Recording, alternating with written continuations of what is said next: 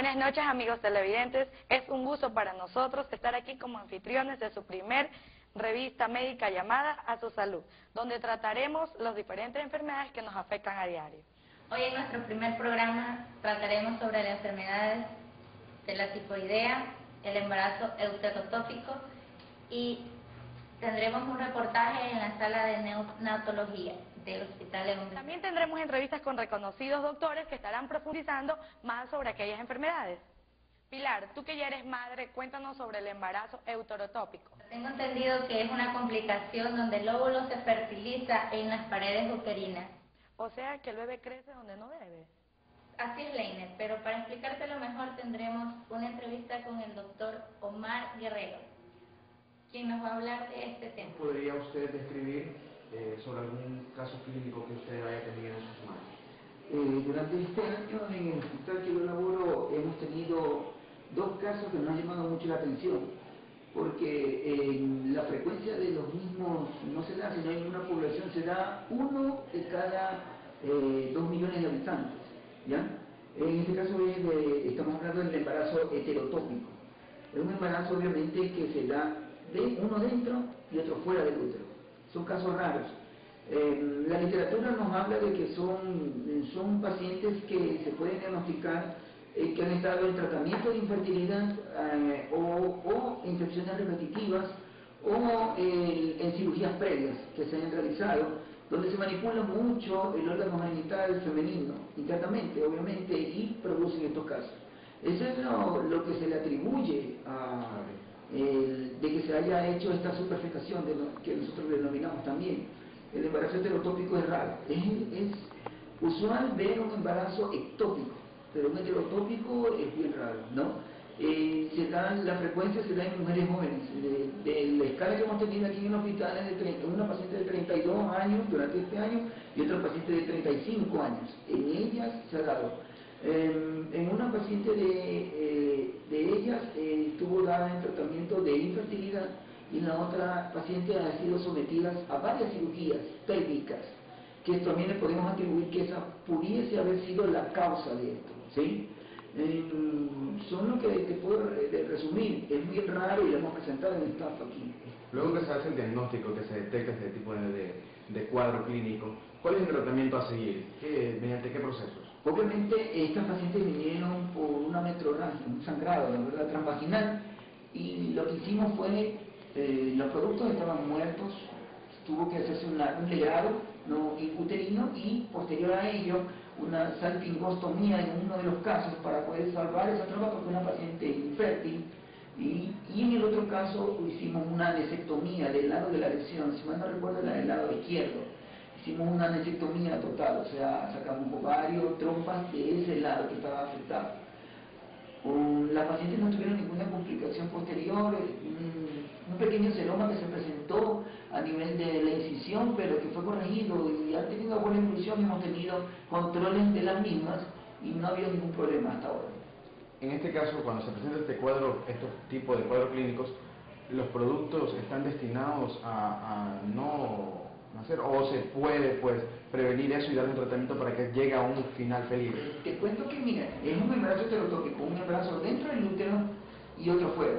El que está fuera del útero obviamente tenemos que sacarlo, pero si no he escuchado, al menos yo en mi experiencia personal, no he tenido casos que se haya podido sobrevivir el embarazo intrauterino, ¿ya?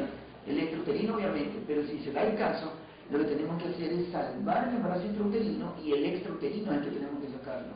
Pero corriendo el riesgo y avisándole a la paciente que puede haber una probabilidad de que, por ejemplo, el otro embarazo fuera del útero puede estar en trompa de falopio o puede estar en ovario, que puede perder también esa parte de... Y al manipular, obviamente, no tiene un 50% de sobrevida al otro producto, porque recordemos que si manipulamos los órganos pélvicos como ovarios, donde se pudo haber dado, por ejemplo, tocamos el luteoma del embarazo, por A o B casos, se puede desprender, que es el que sostiene el embarazo, ¿sí? Sí, algo importante que siempre se ve en esto es que se diagnostican a temprana edad, ¿ya? Se manifiestan a las 7 semanas, 9 semanas, como mínimo, ¿ya? No llegan a más. El tipo de fármacos que se da para ya poder, luego de una cirugía que se ha aplicado. Ya. Es la antibiótico-terapia, reposiciones de líquidos, a veces sangre, derivados de los mismos, es lo que vamos a hacer, una hidratación y antibiótico-terapia en la paciente. Y el lavado peritoneal, obviamente, si el embarazo extrauterino ha sido roto ya en este caso. ¿Sí? Así es, Pilar. Las mujeres deben de asistir a los controles de embarazo y estar pendientes de posibles amenazas como dolores y sangrados vaginales. Bueno, amigas, entonces ya sabemos cómo cuidarnos en nuestro embarazo. Otro tema que vamos a hablar el día de hoy es sobre las enfermedades gastrointestinales, como la tifoidea. Es una enfermedad que ataca muy a menudo. La bacteria ingresa por vía digestiva y llega al intestino pasando finalmente a la sangre, causando una fase de bacterias. Para saber más del tema tendremos la entrevista con el doctor Wilson Enríquez. ¿Cuáles son las enfermedades gastrointestinales más comunes que presentan las personas que acuden a este policlínico? Bueno, las enfermedades gastrointestinales más frecuentes es de acuerdo a los grupos de edad. Por ejemplo, en los niños lactantes generalmente son los problemas diarreicos ocasionados por virus. En los niños lactantes generalmente son los problemas diarreicos ocasionados por virus. En los niños más grandecitos, generalmente problemas diarreicos presentados por parasitosis o por problemas bacterianos, que es otra cosa. Y en los pacientes adultos, por lo general, hay un predominio asombroso y preocupante de salmonelosis o tifoidea, seguido muy de cerca por un cuadro gastrointestinal denominado shigellosis, que semeja mucho a lo que representa una disentería mediana, pero que tiene otras características. Vamos a tratar de hablar un poco más acerca de la tifoidea. ¿Qué es la enfermedad en sí? La tifoidea es una enfermedad infecciosa ocasionada por una bacteria llamada Salmonella tifosa. Esta bacteria generalmente la encontramos en alimentos impuros, habida cuenta de que generalmente pues, se presenta en la mayonesa, mal tratada, mal manejada, en jugos o refrescos que son hechos con agua sin hervir, o aquellos que tienen hielo, que fue hecho con agua sin hervir también, comidas en sitios de dudosa higiene, donde se utilizan ensaladas, donde se utilizan cebolla, tomate, donde se utilizan el mango con sal metido en agua no purificada. Es decir, es una enfermedad que ingresa directamente por la boca y que va a ejercer su efecto nocivo a nivel especialmente del tubo digestivo, del duodeno y del intestino delgado, generalmente. ¿Cuáles son los síntomas que posee el infectado? Los síntomas de la tifoidea son de los más diversos. Se ha llegado a denominar a la tifoidea como un enemigo silencioso o un enemigo oculto, porque los síntomas son de los más variados. Un paciente con tifoidea puede presentar el cuadro clásico que todos creemos que es fiebre, escalofrío, dolor de cabeza, diarrea, náusea, vómito, ¿verdad? Pero estos síntomas varían y pueden llegar a ser presentados solamente con mareo que llega al desmayo. El paciente no tiene fiebre, no tiene escalofrío, no tiene dolor de cabeza, no tiene diarrea, no tiene náuseas. Solamente presenta mareo. Muchas veces está caminando en la calle o está en un grupo de amigas en el centro comercial y de pronto se desvaneció y se cayó al piso, se fue. Y todas las compañeras piensan que se le bajó la presión, otras dicen que está embarazada, etcétera, etcétera.